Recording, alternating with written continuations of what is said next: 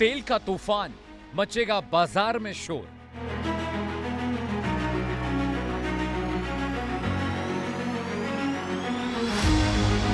UAE का दाव, सस्ता तेल करेगा जोर।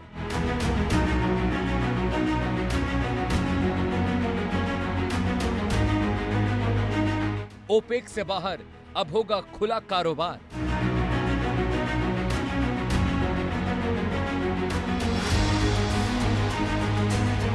क्रूड की जंग, किसकी जीत किसकी हार।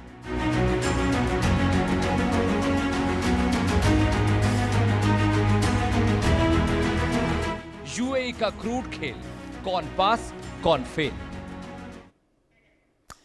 दर्शकों तो चलिए शुरू करते हैं आंकड़े हमारे फैसला आपका आज कहानी उस फैसले की जिसने वैश्विक ऊर्जा बाजार में हलचल मचा दी है। यूएई और उसका कदम जो सीधे जुड़ता है ओपेक के भविष्य से। जी हां, यूएई जो अब तक ओपेक के नियमों से काम करता रहा था, अब उसने तेल उत्पादन को लेकर ज्यादा आजादी और ज्यादा आक्रामक रणनीति की ओर बढ़ता अपना कदम दुनिया को दिखा दिया है। मौजूदा वक्त में यूएई करीब 30 से 34 लाख बैरल तेल प्रतिदिन उत्पादन करता है, प्रोड्यूस करता है, लेकिन उसका लक्ष्य से बढ़ाकर 2027 तक 50 लाख बिलियन प्रतिदिन करना है। यानी साफ है कि अब खेल का जो कोटा है अब वो बल्कि कंट्रोल नहीं होगा, कंपटीशन नहीं होगा। इस बदलाव का असर सिर्फ एक देश पर नहीं बल्कि पूरी दुनिया के तेल बाजार पर पड़ने जा रहा है। जैसे ही सप्लाई बढ़ेगी, कीमतों पर दबाव कम होगा और यहीं से शुरू होगी एक नई ऑयल वॉर, जहां देश अपने अपने बाजार बचाने की कोशिश करेंगे। सबसे बड़ा असर उन देशों पर पड़ सकता है जो पूरी तरह तेल पर निर्भर हैं, जैसे नाइजीरिया, अल्जीरिया जैसे अन्य बाकी अफ्रीकी देश, जहां तेल सिर्फ एक कमोडिटी नहीं बल्कि सरकार की रीढ़ है, कमाने का सबसे बड़ा जरिया है। तो सवाल यही है, क्या यह बदलाव दुनिया को सस्ते तेल की ओर ले जाएगा? जो एक ग्लोबल मार्केट में बड़े तूफान की शुरुआत हो रही है। जी हां, समझिएगा, ओपेक ज्यादा प्रोडक्शन करेगा, सप्लाई ज्यादा होगी, डिमांड अब हल्की फुल्की हो जाएगी तो प्राइसेस कम हो जाएंगे। यूएई अब ओपेक से बाहर हो गया। जी हां, अफ्रीका पर संकट के बादल मंडरा रहे हैं, लेकिन समझिए कि तेल के इस खेल में एक बहुत इंपॉर्टेंट चीज ये इकोनॉमिक्स का बेसिक फंडा है। जब सप्लाई ज्यादा हो, डिमांड कम हो तो प्राइसेस नीचे चले जाते हैं। सऊदी अरब ओपेक का सबसे बड़ा प्लेयर था जो प्रोडक्शन कंट्रोल करना चाहता था। सऊदी कहता था प्रोडक्शन कम करो, कीमतें ऊपर रहने दो, जबकि यूएई कहता था कि मैंने अरबों खरबों डॉलर लगाए हैं अपने प्रोडक्शन को बेहतर करने के लिए, प्रोडक्शन बढ़ाने दीजिए ताकि हम ज्यादा कमाई कर सके। लेकिन दर्शकों समझिए, अब मामला बदल गया है। यूएई ने टाटा बाय बाय कह दिया ओपेक को। ओपेक में अब यूएई नहीं रहा। इसके मतलब मायने क्या है, ओपेक और ओपेक प्लस क्या होता है, ये सब आपको समझाने जा रहे हैं। तेल की राजनीति सिर्फ जंग से नहीं चलती है, प्रोडक्शन से, सप्लाई से भी चलती है। ग्राफिक के जरिए आपको मैं बता रहा हूं। ओपेक और ओपेक प्लस से अब यूनाइटेड अरब एमिरेट्स बाहर हो गया है। ओपेक प्लस क्या होता है, यानी ओपेक कंट्रीज के अलावा जो बाहरी देश है, जैसे रशिया ओपेक प्लस का हिस्सा है, अब उसकी कंट्रोल में यूएई नहीं रहेगा। यूएई को अब तेल उत्पादन बढ़ाने की खुली आजादी है, जितना चाहे तेल प्रोड्यूस करे, जितना चाहे तेल बेचे, कोई कंट्रोल उसके ऊपर नहीं। अभी यूएई करीब 34 लाख बैरल प्रतिदिन प्रोड्यूस कर रहा है अपनी रिफाइनरीज से, जिसे वो 50 लाख बैरल 2027 तक बढ़ाकर प्रतिदिन करना चाहता है। उसका यह लक्ष्य है। इससे यूएई का तेल उत्पादन करीब 50% बढ़ जाएगा, जिसकी वजह से यूएई 34 लाख बैरल जो कर रहा था, 50 करने से प्रोडक्शन बढ़ेगा, कमाई बढ़ेगी, पैसा बढ़ेगा, आमदनी बढ़ेगी, तो इकॉनमी बढ़ेगी। यूएई जल्दी जल्दी पैसा कमाना चाहता है। पहले ओपेक के नियम से वो बंधा हुआ था, अब आजाद है, मुक्त है। अब अमेरिका चीन से सीधे डील आसानी से हो पाएगी। इससे यूएई की आर्थिक ताकत बढ़ेगी, ज्यादा उत्पादन से दुनिया में तेल की सप्लाई बढ़ जाएगी, प्राइसेस पे बहुत असर पड़ेगा, वो कम भी हो सकते हैं। इससे ओपेक कमजोर पड़ सकता है। अफ्रीकी देशों पर सबसे ज्यादा असर पड़ेगा। ओपेक में कुल 13 कंट्रीज हैं, वियना में इसका हेडक्वार्टर है। ओपेक दुनिया भर की 40% तेल सप्लाई को कंट्रोल करता है और ओपेक जो चाहेगा वो होगा, लेकिन यूएई बाहर हो गया है। अब यूएई जो चाहे वो करे, ओपेक उसको कंट्रोल नहीं करेगा, यानी तेल ज्यादा होगा, कीमत कम जाएगी। यूएई ने ओपेक छोड़ा क्यों, ये विवाद हुआ क्यों, ये वजह क्या थी? दर्शकों, ये आपको बताने और समझाने हम जा रहे हैं कि आखिरकार इतने सालों से ओपेक का हिस्सा रहा यूएई अचानक अलग कैसे हो गया। ये आपको मैं बताने और समझाने जा रहा हूं और ग्राफिक के जरिए उसको आप बिल्कुल बेहतर तरीके से उस कंटेंट को समझिएगा, ताकि आपको ये समझ में आ जाए कि ये जो ओपेक का कार्टेल चल रहा था वो नहीं रहा। ओपेक ने से यूएई अलग क्यों हुआ? यूएई अब ज्यादा तेल उत्पादन करना चाहता है। वो चाहता है कि हम ज्यादा प्रोड्यूस करें, ज्यादा एक्सपोर्ट करें, ज्यादा पैसा कमाएं। वजह नंबर 2, ओपेक के नियम ज्यादा तेल उत्पादन में रोकते हैं। ओपेक कहता है कि कम प्रोड्यूस करो, प्राइसेस ऊपर रहने दो, कमाई होती रहेगी। वजह नंबर 3, अब वो अपनी मर्जी से उत्पादन कर सकता है। 50 लाख बैरल प्रति दिन का टारगेट ओपेक से अलग होने के बाद यूएई ने रखा है। वजह नंबर 4 क्या है? ज्यादा तेल बेचकर ज्यादा पैसा कमाना चाहता है यूएई। इसमें कुछ गलत भी नहीं है। वजह नंबर 5, यूएई का तेल सस्ता पड़ता है, इसलिए ज्यादा फायदेमंद होगा क्योंकि इनकी रिफाइनरीज बेहतर तरीके की हैं, इनके पास प्रोडक्शन ज्यादा है, इनके तेल की क्वालिटी ज्यादा अच्छी होती है। वजह नंबर 6 क्या है?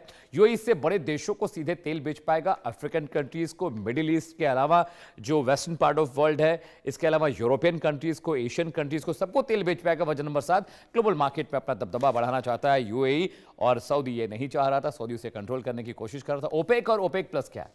आइए दर्शकों, अब समझिए कि दो तरह के ओपेक है। एक ओपेक वो कंट्री जो नॉर्मल ओपेक मेंबर्स हैं, जो 13 मेंबर्स, उसके अलावा ओपेक प्लस भी है। क्या है? आइए आपको ग्राफिक के जरिए बताने की कोशिश करते हैं, समझाने की कोशिश करते हैं। ओपेक बेसिकली है क्या? तेल बनाने वाले देशों का एक ग्रुप है, एक कार्टेल है, जहां पर तेल प्रोड्यूस करने वाले जो कंट्रीज हैं उनका एक समूह है, उनका एक ग्रुप है जो एक साथ तेल प्रोड्यूस करती हैं। जी हाँ, उसके प्राइसेस कंट्रोल करती हैं, उसकी सप्लाई कंट्रोल करती हैं, उसके एक्सपोर्ट को कंट्रोल करती हैं। ये देश मिलकर तय करते हैं कि कितना तेल प्रोड्यूस करना है, कितना रिफाइन करना है, कितना एक्सट्रैक्ट करना है। ये सब कुछ ओपेक कंट्रीज मिलकर डिसाइड करती हैं। इसका मकसद तेल की कीमत को कंट्रोल में रखना है, यानी ये जब तक चाहेंगी तेल की कीमतें बढ़ाकर रखेंगे, जब चाहेंगे तेल की कीमतें नीचे कर रखेंगे। जब तेल कम बनाते हैं तो कीमत बढ़ती है, जब ज्यादा बनाते हैं तो कीमत घट जाती है। जी हाँ, ओपेक प्लस और ओपेक का बड़ा वर्जन है, यानी ओपेक जिसमें सिर्फ ऑयल प्रोड्यूसिंग कंट्रीज हैं, लेकिन ओपेक प्लस में वो कंट्रीज भी हैं जैसे रशिया है, बाकी मुल्क हैं। इससे रूस जैसे बाहर जो देश इसमें शामिल हो जाते हैं। ओपेक प्लस मिलकर दुनिया के तेल बाजार का ज्यादा असर डालता है, क्योंकि 40-45% जो क्रूड की सप्लाई, तेल की सप्लाई है, ओपेक कंट्रीज करती है। बाकी जो बचा हुआ है उसमें वेनेजुएला, ब्राजील, रशिया और बाकी जो देश हैं। लेकिन ओपेक में कितने देश आते हैं? दर्शकों, थोड़ा सा इंफॉर्मेशन आपके लिए समझना जरूरी है। ओपेक में कितने देश हैं वो समझिएगा, तब आप यहां की पूरी राजनीति, पूरी सियासत, पूरी कैलकुलेशन को समझ पाएंगे। जी हां, पहला देश जो है आपकी स्क्रीन पर वो सऊदी अरब है। मैं मेंबर्स कंट्री की बात बता रहा हूं, सऊदी अरब। दूसरा जो मुल्क है जो ओपेक का है हिस्सेदार मेंबर है, इराक। इसके बाद आता है ईरान का नंबर। जी हां, इराक के बाद ईरान है। उसके बाद कुवैत है, कुवैत भी मेंबर है ओपेक का। नाइजीरिया एक और मेंबर है जो ओपेक में है। Algeria is also one of the members of OPEC. Libya का नंबर इसके बाद आता है। वेनेजुएला का नंबर इसके बाद आता है। अंगोला, गैबॉन और इक्वेटोरियल गिनी, और ये कांगो गणराज्य, कांगो रिपब्लिक, ये तमाम वो मुल्क हैं जो ओपेक के मेंबर्स हैं। और इनके अलावा कुल 13 कंट्रीज हैं। इनके अलावा रशिया और बाहरी मुल्क भी हैं जो ओपेक प्लस का हिस्सा है। लेकिन ओपेक से यूएई जो बाहर हुआ है, इससे भारत को क्या फायदा होने जा रहा है? भारत की कैलकुलेशन, भारत की मेजरमेंट भी आप समझिए, हमें क्या फायदा होने जा रहा है। जी हाँ, ग्राफिक के जरिए आपको बताते हैं। भारत को बहुत सारे फायदे हैं अगर ओपेक से यूएई अलग हुआ है। पहला, सस्ता तेल मिल सकेगा, यूएई ज्यादा तेल हमें सप्लाई कर पाएगा, कोई बाउंडेशन नहीं होगी। सप्लाई बढ़ने से कीमतें भारत में कम होंगी, प्रेशर कम होगा सरकार में, प्रोडक्शन ज्यादा होगा, तेल सस्ता मिलेगा, ज्यादा आएगा, प्राइसेस कम हो जाएंगे। इसके अलावा क्रूड सस्ता होने से जो रिफाइनिंग की लागत है वो भी कम हो जाएगी, पेट्रोल डीजल सस्ता हो जाएगा, क्योंकि हम बहुत सारा क्रूड लाकर यहाँ पर रिफाइन भी करते हैं। हमारे पास रिफाइनरी है, जैसे कि केजी D6 बेसिन है। उसके बाद साउथ इंडिया में बहुत सारी रिफाइनरीज है, हमारे मुंबई हाई में हमारे पास रिफाइनरी है। इंपोर्ट बिल घटेगा, यानी जो तेल हम बाहर से खरीदते हैं उसकी कॉस्टिंग कम हो जाएगी। भारत अपना 80% से ज्यादा तेल आयात करता है, इंपोर्ट करता है। तेल सस्ता होगा, विदेशी मुद्रा बचेगी, हमें फायदा होगा, डॉलर्स हमारे बचे रहेंगे, हमारी पब्लिक को सस्ता तेल मिलेगा, फिस्कल डेफिसिट कम हो जाएगा, सरकार पर दबाव कम होगा, यूएई से बेहतर डील हो पाएगी। यूएई सीधे भारत से समझौता कर अपना क्रूड हमें बेचेगा, वो सस्ता क्रूड हम रिफाइन करके पेट्रोल, डीजल, गैसोलीन, पामोलिन बनाएंगे और हमारा फायदा होगा। लंबे वक्त से इस बात के संभावनाएं चल रही थी, ये कॉन्ट्रैक्ट बहुत लंबा चलेगा, हमारे लिए फायदेमंद है। पांचवा जो बड़ा रीजन है, महंगाई कम करने में मदद। ईंधन सस्ता होगा तो ट्रांसपोर्टेशन सस्ती होगी, रोजमर्रा की चीजें सस्ती हो जाएंगी, खाना, बिजली, पानी, सड़क, सब कुछ सस्ता हो जाएगा, क्योंकि अगर फ्यूल महंगा होता है तो इकोनॉमी में सब कुछ महंगा होता है। मेरे पीछे जो तस्वीर आप देख रहे हैं, ये ऑलेक्स सेक्शन की तस्वीर है। समंदर के बहुत अंदर ऐसी एक्सप्लोरेशन कंपनीज होती हैं। बॉम्बे हाई में भी आप देखेंगे इस तरह के एक रिफाइनरी है, जहां पर समंदर के अंदर से बहुत गहराई से क्रूड एक्सट्रैक्ट करके उसको प्रोसेस करके बाकी दुनिया में बेचा जाता है। ओपेक में यूएई नहीं है, तेल सस्ता कैसे होगा? अब ये गणित समझिएगा। जी, ओपेक से अलग होने पर यूएई ज्यादा तेल प्रोड्यूस कर पाएगा, बना पाएगा, एक्सपोर्ट कर पाएगा। जब ज्यादा सप्लाई होगी तो कीमतें नीचे जाएंगी। यूएई में तेल निकालना काफी सस्ता है, उनकी टेक्नोलॉजी बाकी मुल्कों से बेहतर है, इसलिए वो कम दाम में तेल को बेच सकते हैं, क्योंकि उनकी कॉस्टिंग पर बैरल कम आती है। उसका तेल हल्का और साफ होता है। यूएई में रिफाइनिंग में कम खर्च आता है, सीधे देशों को बेच सकेगा, बीज का खर्च कम हो जाएगा, मीडिएटर्स नहीं ले पाएंगे, बाकी देश भी सस्ता बेचेंगे, जिससे बाजार में चीजें सस्ती रहेंगी।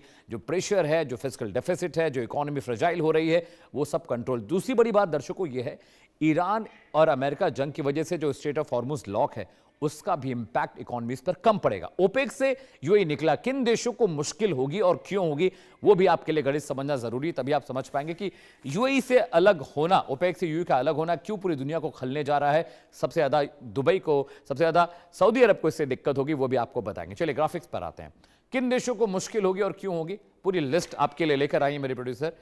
पहला, Nigeria, Algeria, Congo, Libya, Angola जैसे देश है, इनको खतरा होगा, क्योंकि इनको सप्लाई कम होने लगेगी। सप्लाई कम हो जाएगी तो इनके पास दिक्कत होगी। नाइजीरिया की कमाई का बड़ा हिस्सा तेल से आता है। नाइजीरिया यहां से तेल खरीदता था, अपना जो प्रोड्यूस करता है तेल उसको बेचता था, लेकिन इनसे सस्ता तेल अगर बेचने लगेगा यूएई, इनको दिक्कत होगी। तेल सस्ता हुआ तो इन देशों का बजट बिगड़ जाएगा, जो इतनी मोटी कमाई ये लोग कर रहे हैं। जब प्राइसेस कम होंगे जिस कंट्री के, उसका तेल ज्यादा बिकेगा, ज्यादा खरीदा जाएगा। यूएई का तेल सस्ता होगा, साफ होगा, कीमत कम होगी, तो ज्यादा बिक्री भी होगी। तेल की कीमत गिरते ही इसकी आय कम हो जाएगी, लेकिन फायदा यूएई को होता रहेगा। बाकी कंट्रीज को दिक्कत होगी, बाकी ओपेक मेंबर्स को दिक्कत होगी, लेकिन यहां पर यूएई को दिक्कत नहीं होगी। ज्यादा तेल आएगा तो कीमतें नीचे जा सकती हैं, पूरी दुनिया की बल्ले बल्ले हो जाएगी। सिर्फ ओपेक कंट्रीज का प्रॉब्लम है और इसी वजह से ये अब छटपटाने लगे हैं। देशों के भी सस्ता तेल बेचने की होड़ हो जाएगी। यूएई सस्ता बचेगा तो सऊदी भी सस्ता बेचने लगेगा, कतर भी सस्ता बेचेगा, जॉर्डन भी सस्ता बेचेगा, नाइजीरिया, अंगोला सब सस्ता बेचने लगेंगे। ग्राहकों को सस्ता तेल मिलेगा, देशों का तेल कम बिकेगा, प्रतिस्पर्धा बढ़ेगी, देशों पर दबाव बढ़ेगा। इससे देशों में तेल निकालने की लागत ज्यादा है और यूएई इसका फायदा उठाएगा, क्योंकि उसकी लागत सबसे कम है, मुकाबले में वो सबसे आगे रहेगा। तो जिसको सस्ता तेल पूरी दुनिया में मिलेगा वो सब यूएई से खरीदने आएंगे और इससे यूएई की इकोनॉमी फ्लरिश होगी, ऊपर जाएगी।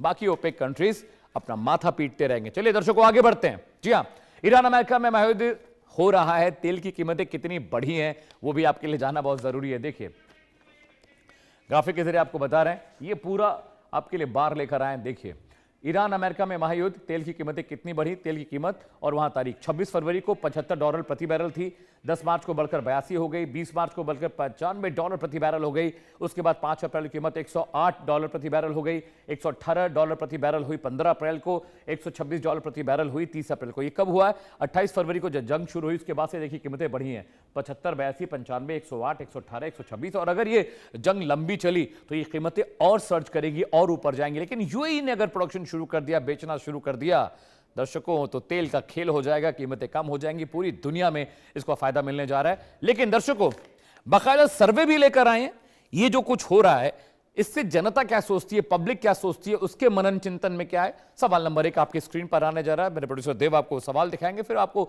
वो सर्वे भी दिखाएंगे। जी हाँ, सवाल, क्या यूएई का ओपेक से अलग होना सही फैसला है? आइए देख लेते हैं जवाब क्या है सर्वे का। 22% लोग कह रहे हैं हां सही फैसला है, 23% कह रहे हैं यूएई को फायदा होगा और बाजार बिगड़ेगा, ये 46% लोग कह रहे हैं। 9% लोग ऐसे हैं जो कह रहे हैं हम कुछ नहीं कह सकते। लेकिन मुझे लगता है जो बाजार बिगड़ने वाले लोग जो सर्वे में आए वो सब ओपेक को सपोर्ट करते हैं। सवाल नंबर 2 आपके स्क्रीन पर दर्शकों। जी हां, अगला सवाल ले लेते हैं, क्या यूएई के फैसले से ओपेक कमजोर हो जाएगा? पब्लिक क्या कहती है, जनता क्या कहती है, इस सर्वे के जरिए आपको बताते और सिखाते हैं। जी हां, सर्वे कहता है हां बड़ा झटका लगेगा, 49% लोग कह रहे हैं झटका लगेगा, 15% लोग कह रहे हैं ओपेक और मजबूत होगा, कोई खास फर्क नहीं पड़ेगा, ये 26% लोगों का कहना है।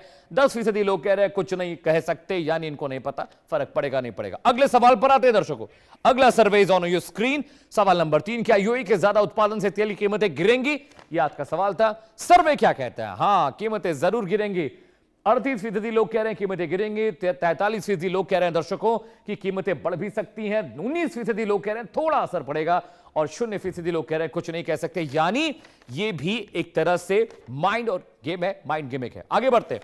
सवाल नंबर 4 आपकी स्क्रीन पर, क्या अफ्रीकी देशों को अब तेल पर निर्भरता कम करनी चाहिए? सर्वे क्या कहता है ये फटाफट आपको बताते हैं। जी सर्वे कह रहा है 45% लोग कह रहे हैं हां कम निर्भर रहें, 10% लोग कह रहे हैं अभी जरूरत नहीं है, धीरे धीरे मौके देखें, 40% लोग ये कह रहे हैं कुछ नहीं कह सकते वालों की संख्या 5%। दर्शकों देखिए 45% कह रहे हैं हाँ कम निर्भर रहें।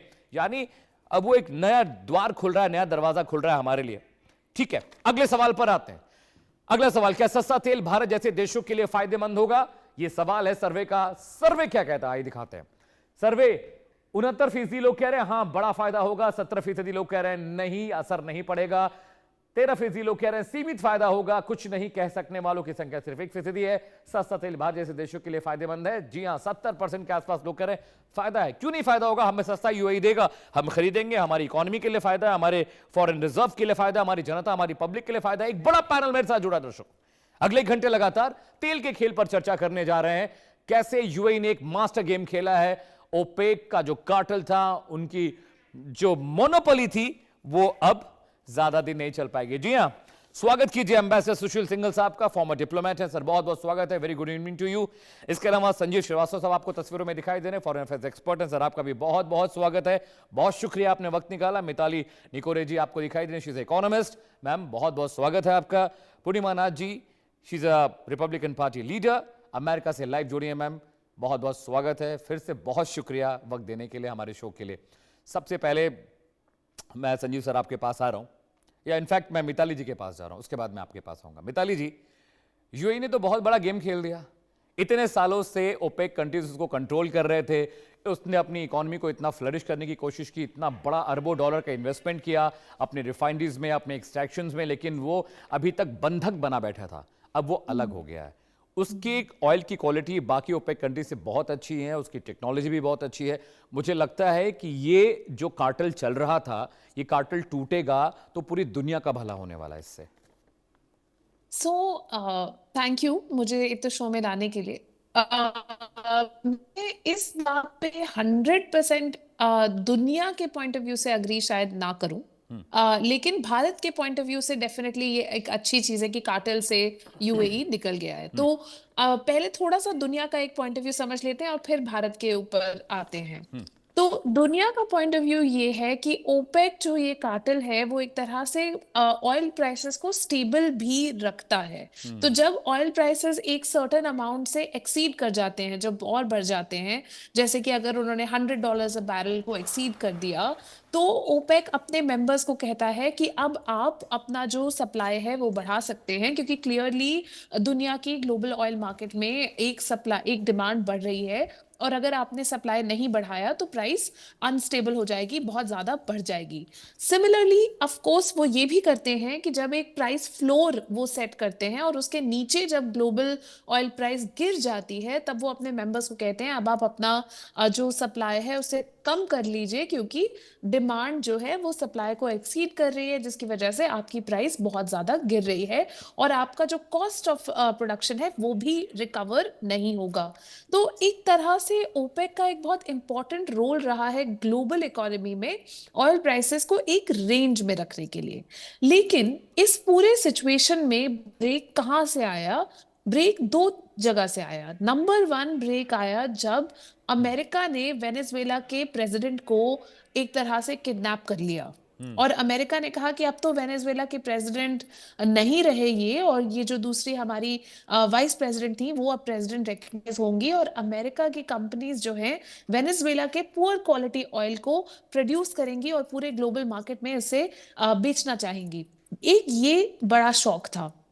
और दूसरा शौक है ईरान वॉर, क्योंकि ईरान वॉर की वजह से सारी मिडिल ईस्ट ऑयल प्रोड्यूसर्स को पहली बार नियरली 50 इयर्स में पहली बार अपनी प्रोडक्शन स्टॉल करनी पड़ी है, स्टॉप करनी पड़ी है, और उनको अप टू 6, 7, 8 महीने लग सकते हैं रीस्टार्ट करने के लिए, even after the war stops.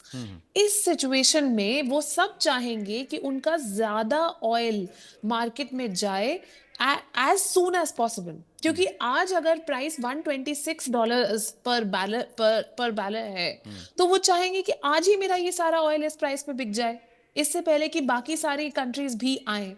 तो इन दो फैक्टर्स की वजह से ओपेक में बहुत ज्यादा इंस्टेबिलिटी आई है, और हम अब ये देख रहे हैं कि यूएई ने एग्जिट कर लिया। ये भारत के लिए क्यों अच्छा है? क्योंकि as the second largest consumer of oil, आज अब हम ये देख रहे हैं कि सारी जो ऑयल मैन्युफैक्चरिंग कंट्रीज हैं वो एक तरह से अपना ऑयल जितना जल्दी और जितना ज्यादा एक एलिवेटेड रेट पे बेच सकती हैं वो बेचेंगी, उसके बाद तो प्राइस गिरनी ही है और लॉन्गर टर्म में मेरे हिसाब से ये प्राइस गिरेगी। इसलिए हमारे लिए लॉन्ग टर्म में ये एक बहुत अच्छी डेवलपमेंट है। लेकिन ऑयल मार्केटिंग कंपनीज के लिए, मतलब जो सारी कंट्रीज हैं जहां पर ऑयल प्रोड्यूसर्स हैं, उनके लिए मेरे हिसाब से ये बहुत ही नेगेटिव डेवलपमेंट है। Alright ma'am, point taken. Sanjeev sir, मैं आपके पास आ रहा हूँ। सर, ये जब से मैं स्कूल से लेकर अब तक मैंने ओपेक को स्टडी किया तो जनरल नॉलेज की किताबों में ओपेक के बारे में पूछा जाता था, ओपेक क्या है, ओपेक कैसे काम करता है। जब थोड़े बड़े हुए सर, जब इंटरनेशनल पॉलिटिक्स पढ़ने लगे, डिप्लोमेसी पढ़ने लगे, तो समझ में आया कि पूरी दुनिया को ये ओपेक कंट्रीज बेवकूफ़ बना रही थी, मूर्ख बनाते हैं ये पूरी दुनिया को। कैसे? डिमांड सप्लाई का बेसिक रूल है, जैसे कि हमारी इकोनॉमिस्ट बता रही हैं कि जब सप्लाई ज़्यादा हो, डिमांड कम हो, प्राइसेस नीचे जाते हैं, डिमांड ज़्यादा हो, सप्लाई कम हो, प्राइसेस ऊपर जाते हैं। यूएई के फ्री होने से मुझे लगता है सर कि जो रियल टाइम प्राइसेस हैं क्रूड के, वो मजबूरी में बाकी देशों को भी कंट्रोल करने का जो ये आदती था, ये समूह कि हम जैसे चाहेंगे वैसे तेल बेचेंगे, हमारी मोनोपोली है, इन्होंने पिछले 40 सालों में बहुत बेवकूफ़ बनाया दुनिया का सर।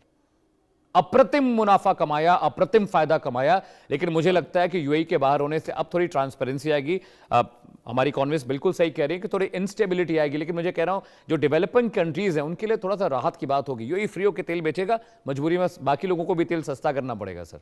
अभी जो सीनेरियो उसके भीतर मैं बात कर रहा हूं, एक बहुत बड़ा डिप्लोमेटिक कदम है और सर बहुत हिम्मत चाहिए थी ये करने के लिए। यूएई जो छटपटा रहा था पिछले कई सालों से कि इस कार्टेल से बाहर निकले, लेकिन उसको दबोच के रखा हुआ था इन लोगों ने। संजीव सर। अमित जी, आपने स्वयं बड़े इंसाइटफुल पॉइंट बताए हैं और देखिए मिताली जी ने बहुत ही एक्सीलेंट तरीके से पूरी सिचुएशन को एक्सप्लेन किया है कि ओपेक का जो ग्लोबल लेवल पर उसका क्या महत्व था और जो ऑयल प्राइसेस को कंट्रोल करने में उसकी क्या भूमिका है और भारत के संदर्भ में उसका क्या लाभ हो सकता है, वो तो उन्होंने बहुत अच्छी तरह से बताया ही। जो पॉइंट मैं कहना चाहता हूँ वो ये है कि ये जो ओपेक से यूएई का बाहर आने का एक बहुत ही साहसी कदम, बिल्कुल आपने ठीक कहा, ये बहुत ही साहसी कदम था और ब्रेव स्टेप है। और ये बहुत दिनों से इस बात की संभावना जताई जा रही थी कि यूएई ये कदम उठा सकता है। अब वो कब उठाएगा इसके बारे में स्पेकुलेशंस लगाए जाते थे, लेकिन ये जो United states of America, Israel तथा ईरान के बीच का ये जो युद्ध वहां हुआ है और उससे जो स्टेटस को बिगड़ा है, उससे मैं ये स्पष्ट रूप से देखता हूं कि यूएई ने ओपेक से बाहर आकर के इस बात के स्पष्ट संकेत दिए हैं कि एक नया वेस्ट एशियन ऑर्डर, उसमें एनर्जी ऑर्डर भी अब वहां पर इमर्ज होगा। और जो एक स्टेटस को, स्ट्रेटजिक जो स्टेटस को है, वो तो वहां पर डिस्टर्ब हो ही गया है और एक नया स्टेटस को बनने में भी टाइम लगेगा। लेकिन जो वहां पर एक एनर्जी का और इकोनॉमिक जो ऑर्डर वेस्ट एशिया में था, उसमें भी अब नए तरीके के बदलाव होंगे। और इसका जो स्पष्ट जो प्रमाण आप यूएई का ओपेक से बाहर आना है। और जाहिर है कि यूएई ने ये जो कदम उठाया है उसके पीछे उसने ये तर्क दिया है कि वो अपने जो फ्यूचर के जो एनर्जी और इकोनॉमिक जो उसका विजन है उसको परस्यू करने के लिए और अधिक फ्लेक्सिबिलिटी हासिल करने के लिए, ऑटोनॉमी हासिल करने के लिए वो एक कदम उठा रहे हैं। और वो जाहिर है कि यूएई भी ये चाहता है कि वो अपने राष्ट्र के उत्थान और विकास पर अधिक से अधिक ध्यान दे और उसके लिए उससे रेवेन्यूज की जरूरत है। लेकिन जो ओपेक के सिस्टम से बंधे रहने की वजह से, उसका जो कोटा बेस्ड सिस्टम के बंधे रहने की वजह से उसको ये जो फ्लेक्सिबिलिटी नहीं मिल पा रही थी। और दूसरा मैं ये भी अवश्य हाईलाइट करना चाहूंगा कि जो ओपेक के अंदर एक सऊदी अरेबिया की जो लीडरशिप है और सऊदी अरेबिया जिस तरीके से एक बड़े पैमाने पर यूएई से कहीं ज्यादा 9 मिलियन बैरल जो उसका जो प्रोडक्शन है उसकी तुलना में UAE 4.8 million barrel per day का उसका जो प्रोडक्शन है वो भी एक बड़ा अंतर था। और उसको भी और सऊदी अरबिया के साथ यूएई की एक प्रतिस्पर्धा रहती है, उसका वो भी एक कारण है कि जिसकी वजह से यूएई इससे बाहर आने के लिए और अपने रेवेन्यूज को स्वयं से जनरेट करने की वो बातें सोच रहा था। तो ये मैं मानता हूं कि यूएई ने एक बड़ा कदम उठाया है और इससे यूएई को लाभ होने जा रहा है। और यूएई जब अपने ऑयल के प्रोडक्शन को रैंप अप करेगा और उसके पास मैं आपके दर्शकों के लिए अवश्य बताना चाहता हूं कि जो फुजेरा का जो रिफाइनरी है, वो जो पाइपलाइन है, उसके माध्यम से वो स्ट्रेट ऑफ हॉर्मुज को बाईपास करते हुए बड़े पैमाने पर राष्ट्रों को तेल का जो निर्यात कर सकता है। ये वर्तमान समय की जो सिचुएशन, जो ब्लॉकेड और काउंटर ब्लॉकेड की स्थिति है, उसको काफी हद तक यूएई अवॉइड कर सकता है। और उस संदर्भ में भारत को इसका बड़ा लाभ होने जा रहा है। हमारे राष्ट्रीय सुरक्षा सलाहकार श्री अजीत डोभाल का जो यूएई का जो दौरा था, और जाहिर है कि ये सारे जो भारत और यूएई के जो संबंध हैं वो बड़े ही प्रगाढ़ और मजबूत हैं, तो इससे भारत तो बड़े पैमाने पर लाभान्वित होगा। Sanju sir, sorry I am interrupting you between. ये डोभाल साहब के जाने का तो असर नहीं है कि यूएई इतने साल तक जो हिम्मत नहीं कर पाया और अचानक वो हुआ है? क्या डोभाल साहब हैज टेकन समथिंग, और क्या कोई सजेशन दे कर आए थे क्या कि भाई let's play a bigger game in for OPEC? बहुत अच्छा आपने सवाल किया है, लेकिन ये मैं मानता हूं कि डोभाल साहब की पर्सनालिटी, जाहिर है कि वो अपने साहसी निर्णयों के लिए जाने जाते हैं, तो मैं आज लाइटर मोड में जरूर कहूंगा कि जरूर उनकी पर्सनालिटी ने भी कहीं न कहीं उसको प्रभावित किया होगा। लेकिन ऑन द ग्लोबल स्केल, जैसे कि मिताली जी कह रही थी कि ये जो ओपेक का कमजोर पड़ना एक नए मेरे असेसमेंट के मुताबिक ऑर्डर के इस्टेब्लिश होने की तरफ के संकेत हैं। और जब कोई नया ऑर्डर इस्टेब्लिश होता है तो उसके पहले डिसरप्शंस आते हैं, और ये डिसरप्शंस आने शुरू हो गए हैं। ओपेक का सिस्टम 1960 में ये बना था, ये ऑर्गेनाइजेशन, ये कार्टेल, और अब इतना लंबे समय के बाद उसमें भी बदलाव की आवश्यकता है, उसको भी अपने रिकंसिडरेशंस करने होंगे। वर्तमान समय में सऊदी अरबिया की लीडरशिप में वो कोशिश तो जरूर करेगा कि 11 राष्ट्र है वो चले, अपने आप को बना करके रखें, लेकिन उन्हें काफी चैलेंजेस का सामना करना पड़ेगा, क्योंकि यूएई जैसा राष्ट्र उससे बाहर आ चुका है और वो स्वतंत्र रूप से अपने ऑयल के प्रोडक्शन को करेगा, तो एक नई सिचुएशन पैदा हुई है। Alright Sanjeev sir, point taken sir, fair enough sir, point taken. Please stay with me sir. Ambassador साहब, मैं आपके पास आने से पहले मैं पूर्णिमा जी के पास जा रहा हूं। पूर्णिमा जी, ये जो कदम यूएई ने उठाया है, क्योंकि ओपेक कंट्रीज का जो कार्टेल है ये सबको नहीं पता, लोग नहीं जानते हैं स्टोरी, आपको पता है because you are very close to government. आपको मैम ये पता होगा कि ओपेक को अमेरिका बहुत इन्फ्लुएंस करता है, ये बात आप जानती हैं मैम। यूएई का अलग होना ये कितना बड़ा सेटबैक अमेरिका के लिए, क्योंकि यूएई अगर अलग हुआ तो ये बात अमेरिका को बिल्कुल अच्छी नहीं लगेगी। और सऊदी एक जैसे चुगलखोर एक प्रवृत्ति होती है चुगली करने की, ब्रैगिंग करने की, तो सऊदीया तो अमेरिका के पास पहुंच गया होगा ये शिकायत लेके अब तक कि यूएई यहां से निकल गया। जितना मैं अमेरिकन डिप्लोमेट्स को समझता हूं और आप वहां पर हैं, आप बताइए मैम, ये अमेरिका को अच्छा नहीं लगा होगा ना? Thank you so much for having me. नमस्ते, जय हिंद। अमित, आपको याद है ये न्यूज आते आते थोड़ी देर के बाद प्रेसिडेंट ट्रंप ने क्या लिखा है? उन्होंने लिखा है कि I approved UAE quitting OPEC. वो मुझे पढ़ के मुझे बड़ा हंसी आई। आप तो सदस्य नहीं हो ओपेक की, आप कौन होते हो अप्रूव करने वाले या डिनाई करने वाले? मैंने अपने आप को हर जगह में घुसाने का आदत है। इसीलिए सवाल पूछा था मैंने आपसे ये। हाँ जी, ये बहुत फनी था मेरे लिए। I approve. But anyway, so you know president Trump क्या कहना चाह रहे हैं। I think it is a diplomatic game he is trying to play. United States is still the global power, mighty supreme United States. हम जो कहेंगे वो ही होने वाला है। अभी आपने सही कहा है कि कार्टेल है। ऑब्वियसली ये सप्लाई चेन कंट्रोल करता था और डिमांड को कंट्रोल करता था, कट करना या तो बढ़ाना प्रोडक्शन, वो उसके हाथ में थे। अब ओपेक से बाहर आने में शॉर्ट टर्म में आपको प्राइस रिड्यूस होने देखेंगे, लेकिन लॉन्ग टर्म में वॉलेटिलिटी मुझे दिख रहा है। But there are couple things I want to mention also. मुझे एक इंटरेस्ट है कि मैं देखना चाहती हूँ इसका असर यूएस डॉलर पे क्या होता है। Because at the end of the day अगर जो ट्रेडिंग होती है यूएई के ऑयल का भी, चाइनीज युआन पे हो या ब्रांड क्रूड ट्रेड करता है आप। करेक्ट डॉ जोन्स और नैस्डैक पे ट्रेडिंग है इसकी। हाँ, right, there's going to be some impact. It's not going to be immediate or it's not going to be like drastic right away. But also हरमुज की बात आ रही है। अब जब वो फजुरा जो पोर्ट है ईस्ट साइड में, नॉर्थ ईस्ट साइड में इनकी, तो वो बाईपास कर लेंगे बेसिकली स्ट्रेट ऑफ हरमुज को। तो मेरे ख्याल से you know, if you look at overall at this point of time, this is such a wonderful decision from a perspective of making their own decision whether they want to produce or not. और कितना produce कर पाएंगे we'll have to see. But at the end of the day, आपको याद है मैं आपको पहले कहा था ये बात कि अगर स्ट्रेट ऑफ हॉर्मुज बंद है और मिडिल ईस्टर्न कंट्री बर्न करते रहे, उनके पास जो मेजर जो चीजें हैं बेचने के लिए वो तेल, तो तेल कौन बेचेगा? तेल बेचेगा United States. United States is the largest producer of oil and gas today, है ना? Right, तो at this point of time UAE के ये जो स्टेप लिया है, so United States is not going to be just automatically selling in price से फिक्स नहीं कर पाएंगे.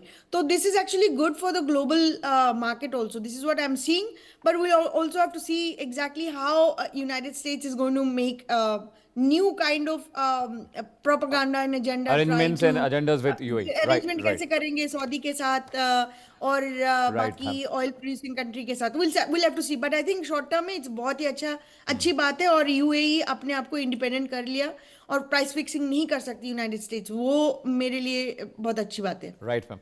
अम्बेसडर साहब, मैं आपके पास आ रहा हूँ. मैं चाहता हूँ सर आप थोड़ा ये पूरा अब समझाइए डिप्लोमेटिकली ये कितना बड़ा कदम UAE के लिए है, भारत के लिहाज से भी इसे समझना चाहेंगे. दूसरा, ये जो कार्टेल फॉर्म हुआ था सर, मुझे लगता है UAE के बाद और भी बहुत सारे मुल्क हैं, मुझे लगता है जो ओपेक से अलग होना चाहते हैं.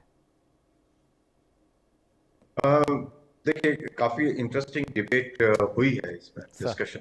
सर तो पहले जैसे आपका सवाल है कि भाई ओपेक का पर्पस डिस्कस हुआ, और मैं थोड़ा सा ये कहना चाहूंगा कि ये केवल ऑयल की पॉलिटिक्स नहीं है, ये एक्चुअली जो पॉलिटिक्स है वो भी इसमें इन्वॉल्व है, क्योंकि सऊदी अरबिया अभी तक गल्फ का लीडर बना हुआ है, बॉस.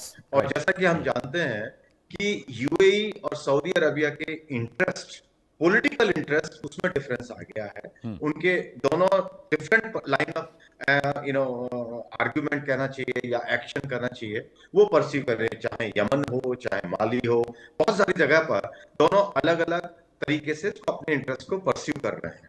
तो उनमें दोनों में डाइवर्जेंस ऑलरेडी आ गया था, क्योंकि अभी तक जैसा मैंने कहा सऊदी अरबिया लीडर था और UAE उसके साथ साथ चलता था. लेकिन अब UAE को महसूस हो रहा है कि उनके इंटरेस्ट सऊदी अरब के साथ में लाइन नहीं करते हैं, चाहे वो इवन ईरान का जो इश्यू चल रहा है उसमें भी उनके डाइवर्जेंस है.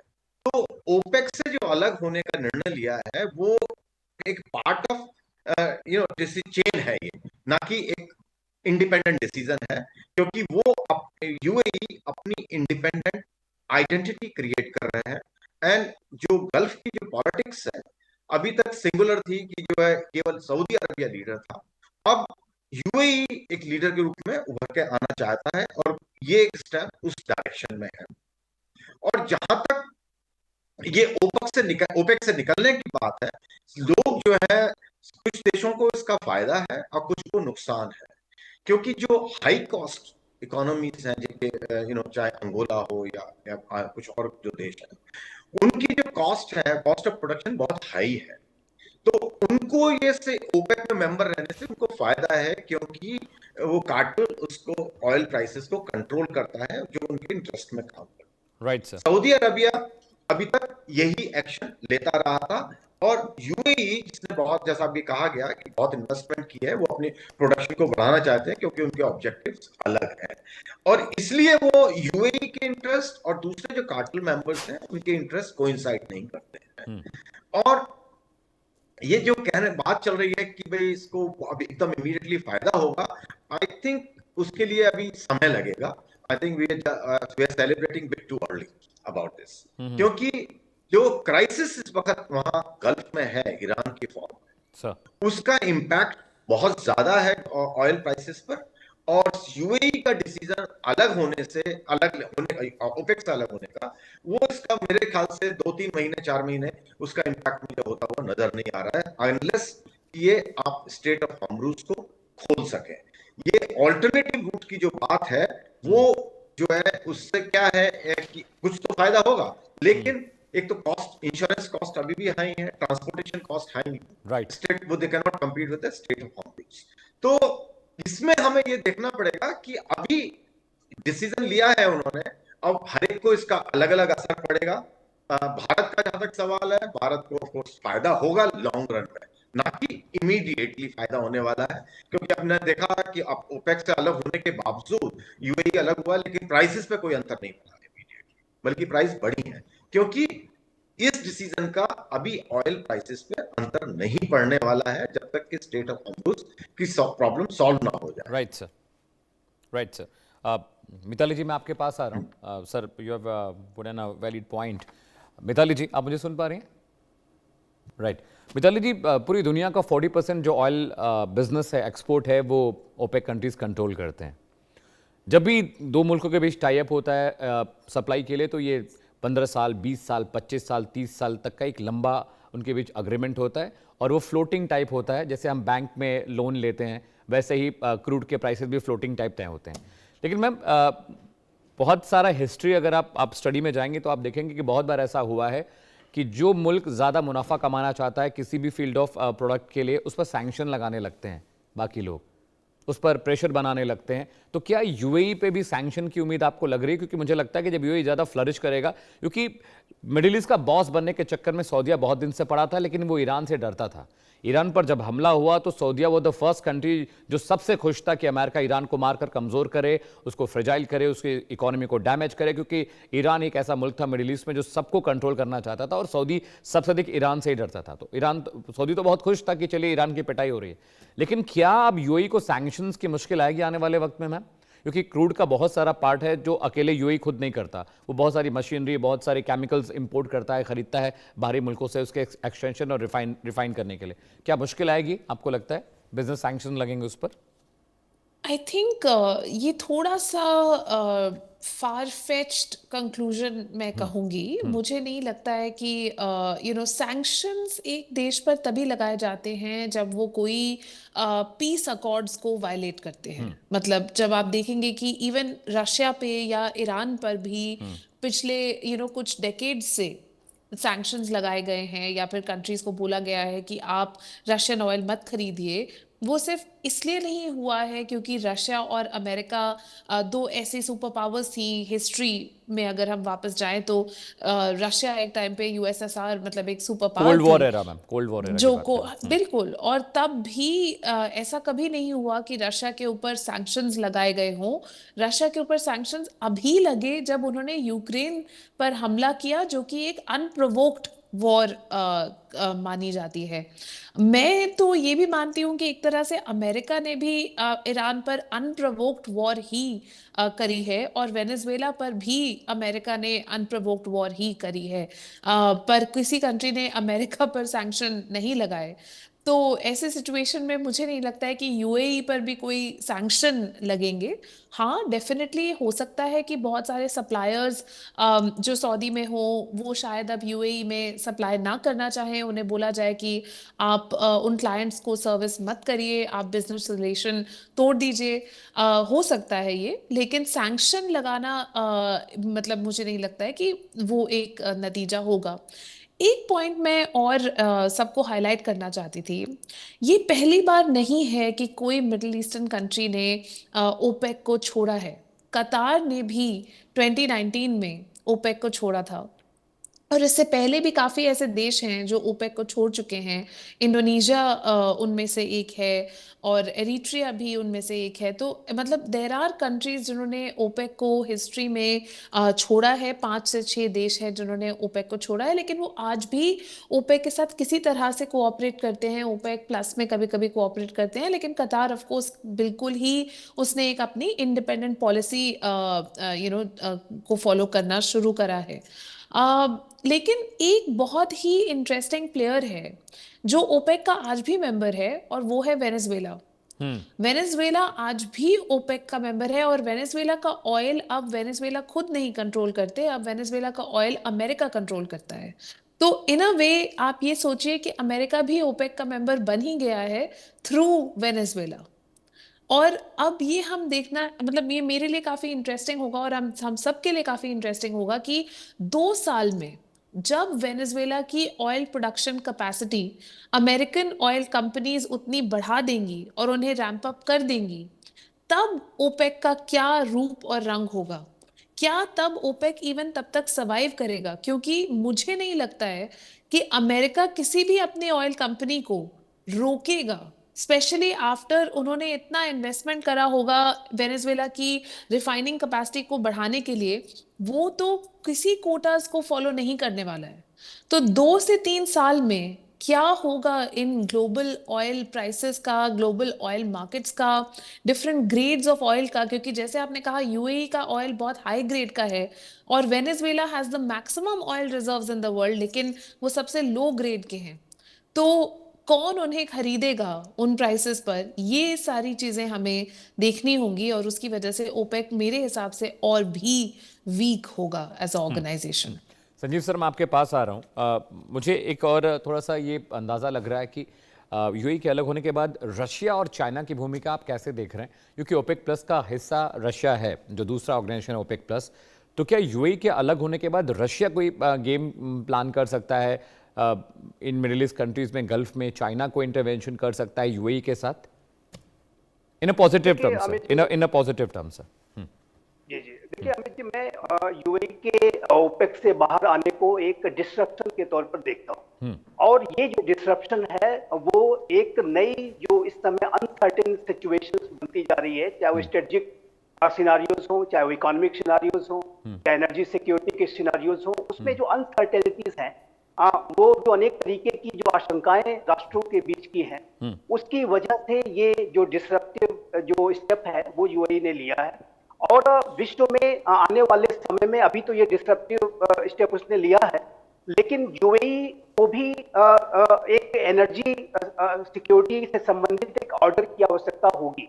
यूएई इंडिपेंडेंटली एक ऐसे विश्व में कि जो कि हाईली ग्लोबलाइज्ड और इंटरकनेक्टेड और इंटरडिपेंडेंट वर्ल्ड है, उसमें वो स्वतंत्र रूप से कितना अपने आप को फ्लोट कर पाएगा, कितना अपना जो बिजनेस इंटरेस्ट स्मूथ तरीके से सर्व कर पाएगा, ये मैटर ऑफ डिबेट होगा। और यूएई के जो अथॉरिटीज हैं तो जरूर इसके बारे में भविष्य में विचार करेंगे कि उन्हें भविष्य में किस तरीके से अपने आप को जो एग्जिस्टिंग जो एनर्जी से रिलेटेड ऑर्डर है उससे अपने आप को कैसे अलाइन करना है।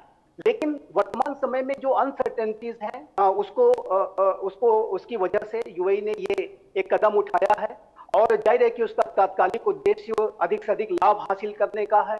स्टेट ऑफ हॉर्मुज की जो स्थिति है उसको बाईपास करके वो उसके लाभ के लिए भी वो कदम उठा रहा है। और जैसे कि मैंने भी जिक्र किया, एम्बेसडर साहब ने भी जिक्र किया कि जो सऊदी अरबिया के साथ उसकी जो प्रतिस्पर्धा है अनेक विषयों पर, जो उसके डाइवर्जेंसेस हैं, उसकी वजह से भी उसने ये कदम उठाया है। एक नई लीडरशिप की वो तलाश में है। तो ये मैं देखता हूँ कि एक नई टर्निंग मैं वेस्ट एशिया में देख रहा हूँ। और ये जो टर्निंग है वो अगर एनर्जी के सिक्योरिटी से रिलेटेड जो वर्ल्ड ऑर्डर की बात करें तो उसमें पूरे ग्लोब में दिख रहा है, क्योंकि जैसा कि मिताली जी ने अभी जस्ट डिस्कस किया कि वेनेजुएला में भी जो परिवर्तन आए हैं वो भी एक नए तरीके की सिचुएशन, नए तरीके का स्टेटस को बनाने की तरफ विश्व बढ़ रहा है। तो ये मैं ये जो पूरा वर्तमान की जो स्थिति है वो एक नए ऑर्डर को मैं बनते हुए देख रहा हूं। और उसमें जो डिसरप्शन और नया जब कभी भी कोई ऑर्डर होता है तो जाहिर है कि पुराने जो एग्जिस्टिंग ऑर्डर होते हैं उसमें डिसरप्शन आते हैं, तभी कोई नया ऑर्डर बनता है। तो ये जरूर एक नई सिचुएशन। जहां तक चाइना और रशिया की बात है, देखिए मैं ये मानता हूं कि चाइना और रशिया इस पूरी स्थितियों को बहुत ही पैनी नजर उनकी है। और रशिया जो है कि बहुत ही बड़ा ऑयल प्रोड्यूसिंग कंट्री है, वो जाहिर है कि उन सारी स्थितियों से अपने हितों को कैसे सुरक्षित रखना है उसके बारे में वो जरूर अपने कदम उठाएगा। और रशिया का जो रोल है वो सिर्फ अपने सेल्फ इंटरेस्ट नहीं, उसकी एक भूमिका एक ग्लोबल लीडर के तौर पर भी है। और अभी आप देखिए तो जिस तरीके से पूरे यूएस ईरान युद्ध में अब अब्बास अराक्ची रशिया की यात्रा उन्होंने की, चाइना की भूमिका पहले से ही देख रहे हैं। तो इन दोनों राष्ट्रों का जो नया एनर्जी से रिलेटेड जो ऑर्डर इमर्ज होगा, जो नया स्टेटस को बनेगा, उसमें एक बड़ी भूमिका होगी। और ये जो विश्व है, मैं अवश्य इस बात का जिक्र करना चाहूंगा कि ये जो नया ऑर्डर है वो एक मल्टीपोलैरिटी वाला ऑर्डर होगा। उसमें अगर यूनाइटेड स्टेट्स ऑफ अमेरिका ये सोचेगा कि उसका ही एक डोमिनेशन रहे और वो सारा जो पेट्रो डॉलर का एक पूरा साम्राज्य था उसमें अब बड़े चेंजेस आएंगे उसमें। और ये मैं एक भविष्य के लिए अच्छे संकेत देखता हूं, क्योंकि मैं अगर भारत के नजरिए से देखें तो भारत हमेशा से मल्टीपोलर वर्ल्ड ऑर्डर का समर्थक रहा है, चाहे इकोनॉमिक ऑर्डर हो, चाहे स्ट्रेटेजिक ऑर्डर हो या एनर्जी से रिलेटेड ऑर्डर हो। तो मैं मानता हूं कि ये जो चर्निंग है, ये जो नए तरीके की जो स्थितियां हैं, वो मल्टीपोलैरिटी की तरफ के संकेत देती हैं, और जिसमें कि चाइना, रशिया और भारत जैसे राष्ट्रों की एक बड़ी भूमिका होगी। भारत की भी भूमिका एक नए एनर्जी सिक्योरिटी के जो ऑर्डर के इमर्ज करने में महत्वपूर्ण होगी। और जैसा कि आप देख रहे हैं कि हमारा अपना राष्ट्र लगातार प्रोएक्टिव तरीके से सारी स्थितियों को डील कर रहा है, और सभी के साथ हम एनर्जी इंपोर्ट्स के डेस्टिनेशन तलाश में हैं। Right, तो sir. हमारी भी भूमिका, भारत की भी भूमिका Right, नए एनर्जी के ऑर्डर को इमर्ज करने में भी बहुत महत्वपूर्ण होगी, ये भी मैं स्पष्ट रूप से कहना चाहता हूँ। ठीक है संजीव सर, बहुत बहुत शुक्रिया आपका, और पूर्णिमा मैम आपका भी बहुत बहुत शुक्रिया। Mitali ji, thank you so much for this wonderful insights. Sushil sir, आपका भी बहुत बहुत शुक्रिया। फिलहाल रुक रहे एक ब्रेक के लिए। आखिर हमारे फैसला आपका, तमाम मेहमान को बहुत बहुत शुक्रिया। वक्त एक ब्रेक का है, लेकिन खबरें लगातार जारी। इंडिया न्यूज़ पर कहीं जाइएगा नहीं।